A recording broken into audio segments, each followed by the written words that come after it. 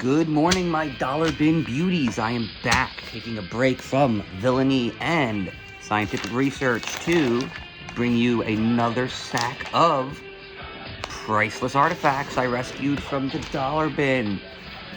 Kept in the clutches of Howie down at Union Square. Check him out. Now let's see how we did. I mean, already right here. What is this? The Man of Tomorrow. So this is 2000. Okay, 2020, I think. This guy's new. What is it? The Dreaming. Okay, this is pretty cool. So this is from the new sort of reworked Sandman stuff. It's kind of cool. I like what they're doing with DC Black Label. Has been pretty cool. They're getting a bunch of, newer, writers a chance to really stretch their legs, which kind of is what Vertigo was all about. I mean, Vertigo, I know there was so much there, but the two things in Vertigo that stick out are, they're not even books, they're people. It's Neil Gaiman and Grant Morrison. My first ever Grant Morrison was, am I wrong? I think I might be wrong.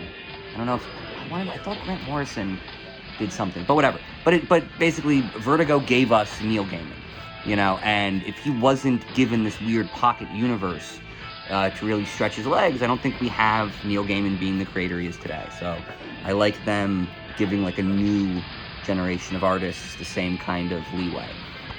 Okay, so let's see. Book number 2.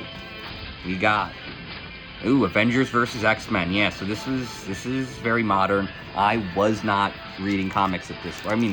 Not reading modern comics at this point. I basically got chased off of all my series by various reboots and events that just killed the storylines I was actually enjoying. Okay, so let's see. This guy is, when is this from? 2012. Yeah, I was not reading around that time. No, I think I was reading DC around that time. Was this still pre-New 52? There you go. Oh, look at this. Avengers and X-Men fighting? Who'd have thought? Crazy. Yeah, it's not that big of a deal, Avengers versus X-Men, as a hook. Doesn't seem like a big deal. Okay, book number 3.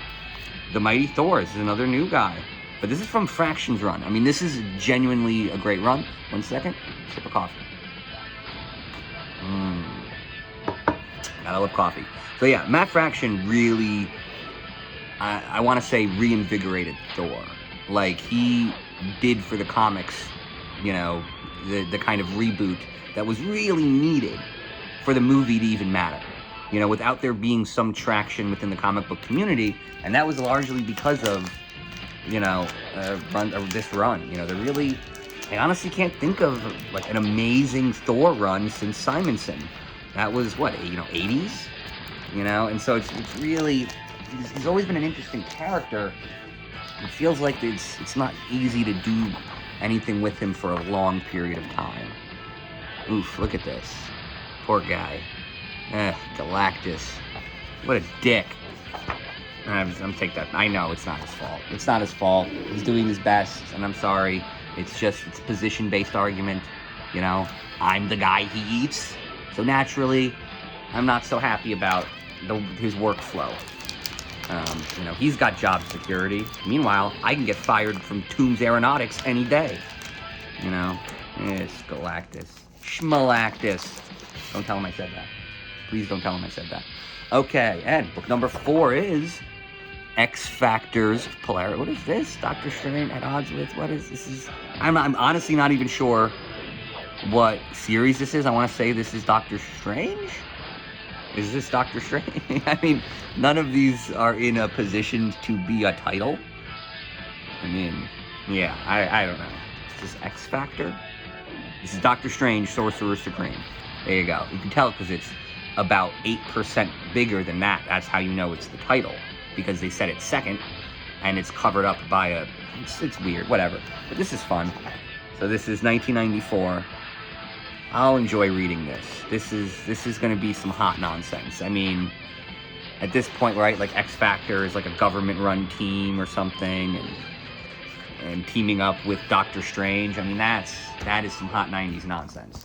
Bet there's all sorts of pouches and stuff. Wait, this is what Doctor Strange is looking like at this point? Man, what a goober. I love the classic Doctor Strange because it's so of its time, but because the concept of a Sorcerer Supreme is not of our time, it kind of made sense for him not, like, to kind of have this weird, stodgy, kind of nostalgic era, like look to him. Okay, book number 5. So it looks like this is pretty modern. I don't know when this is coming out, but this seems like a modern ad. But let's see what we got. Ooh. Original Sin, Jason Aaron. I don't know this one.